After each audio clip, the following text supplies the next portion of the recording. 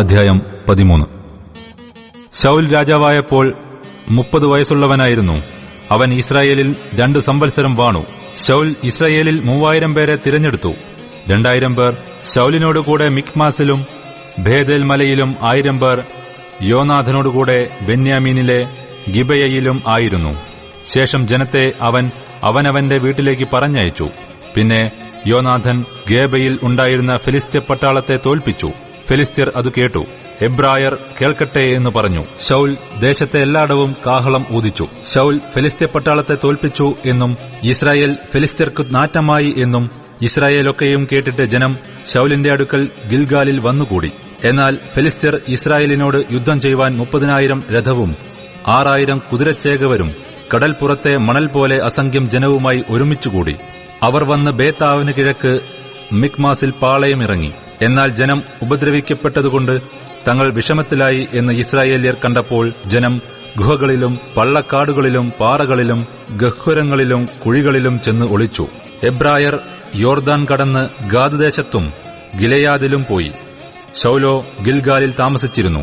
ജനമെല്ലാം പേടിച്ചും കൊണ്ട് അവന്റെ പിന്നാലെ ചെന്നു. ശമൂവേൽ നിശ്ചയിച്ചിരുന്ന അവധി അനുസരിച്ച് അവൻ 7 ദിവസം കാത്തിരുന്നു. എങ്കിലും ശമൂവേൽ ഗിൽഗാലിൽ എത്തിയില്ല. ജനവും അവനെ വിട്ടു ചിതറിപ്പോയി. അപ്പോൾ ശൌൽ, ഹോമയാഗവും സമാധാനയാഗവും ഇവിടെ എന്റെ അടുക്കൽ കൊണ്ടുവരുവിൻ എന്ന് കൽപ്പിച്ചു. അവൻ തന്നെ ഹോമയാഗം കഴിച്ചു. ഹോമയാഗം കഴിച്ചു തീർന്ന ഉടനെ ഇതാ ശമൂവേൽ വരുന്നു. ശൌൽ അവനെ വന്ദനം ചെയ്യുവാൻ എതിരേറ്റു ചെന്നു. നീ ചെയ്തത് എന്ത് എന്ന് ശമൂവേൽ ചോദിച്ചു. അതിന് ശൌൽ, ജനം എന്നെ വിട്ടു ചിതറുന്നു എന്നും നിശ്ചയിച്ച അവധിക്ക് നീ എത്തിയില്ല എന്നും ഫെലിസ്ത്യർ മിക്മാസിൽ കൂടിയിരിക്കുന്നു എന്നും ഞാൻ കണ്ടിട്ട് ഫെലിസ്ത്യർ ഇപ്പോൾ ഇങ്ങ് ഗിൽഗാലിൽ വന്ന് എന്നെ ആക്രമിക്കും. ഞാൻ യഹോവയോട് കൃപയ്ക്കായി അപേക്ഷിച്ചതുമില്ലല്ലോ എന്നുവെച്ച് ഞാൻ ധൈര്യപ്പെട്ട് ഹോമയാഗം കഴിച്ചുപോയി എന്ന് പറഞ്ഞു. ശമൂവേൽ ശൌലിനോട് പറഞ്ഞത്, നീ ചെയ്തത് ഭോഷത്വം.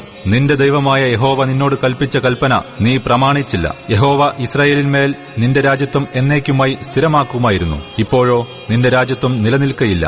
യഹോവ നിന്നോട് കൽപ്പിച്ചതിനെ നീ പ്രമാണിക്കായകൊണ്ട് തനിക്ക് ബോധിച്ച ഒരു പുരുഷനെ യഹോവ അന്വേഷിച്ചിട്ടുണ്ട്. അവനെ യഹോവ തന്റെ ജനത്തിനു പ്രഭുവായി നിയമിച്ചിരിക്കുന്നു. പിന്നെ ശമൂവേൽ എഴുന്നേറ്റ് ഗിൽഗാലിൽ നിന്നു ബെന്യാമീനിലെ ഗിബയയിലേക്ക് പോയി. ശൌൽ തന്നോടുകൂടെയുള്ള പടജ്ജനത്തെ എണ്ണി ഏകദേശം 600 പേർ എന്ന് കണ്ടു. ശൌലും അവന്റെ മകൻ യോനാഥനും കൂടെയുള്ള ജനവും ബെന്യാമീനിലെ ഗിബയയിൽ പാർത്തു. ഫെലിസ്ത്യരോ മിക്മാസിൽ പാളയമിറങ്ങി. ഫെലിസ്ത്യരുടെ പാളയത്തിൽ നിന്ന് കവർച്ചക്കാർ 3 കൂട്ടമായി പുറപ്പെട്ടു. ഒരു കൂട്ടം ഒഫ്രയ്ക്കുള്ള വഴിയായി ശൂവാൽ ദേശത്തേക്ക് തിരിഞ്ഞു. മറ്റൊരു കൂട്ടം ബേത്ത് ഹോരാനിലേക്കുള്ള വഴിക്ക് തിരിഞ്ഞു. മറ്റേ കൂട്ടം മരുഭൂമിക്ക് നേരെ സെബോയീം താഴ്വരയ്ക്കെതിരെയുള്ള ദേശം വഴിയായും തിരിഞ്ഞു. എന്നാൽ ഇസ്രയേൽ ദേശത്തെങ്ങും ഒരു കൊല്ലനെ കാൺമാനില്ലായിരുന്നു. എബ്രായർ വാളോ കുന്തമോ തീർപ്പിക്കരുത് എന്ന് ഫെലിസ്ത്യർ പറഞ്ഞു. ഇസ്രായേല്യർ തങ്ങളുടെ കൊഴു, കലപ്പ, മഴു, മൺവെട്ടി എന്നിവ കാച്ചിപ്പാൻ ഫെലിസ്ത്യരുടെ അടുക്കൽ ചെല്ലേണ്ടി വന്നു. എന്നാൽ മൺവെട്ടി, കലപ്പ, മുപ്പല്ലി, മഴു എന്നിവയ്ക്കായും മുടിങ്കോൽ കൂർപ്പിക്കാനും അവർക്ക് അരമുണ്ടായിരുന്നു. ആകയാൽ യുദ്ധസമയത്ത് ശൌലിനോടും യോനാഥനോടും കൂടെയുള്ള ജനത്തിൽ ഒരുത്തനും വാളും കുന്തവും ഉണ്ടായിരുന്നില്ല. ശൌലിനും അവന്റെ മകൻ യോനാഥനും മാത്രമേ ഉണ്ടായിരുന്നുള്ളൂ. ഫെലിസ്ത്യരുടെ പട്ടാളമോ മിക്മാസിലെ ചുരം വരെ പുറപ്പെട്ടുവന്നു.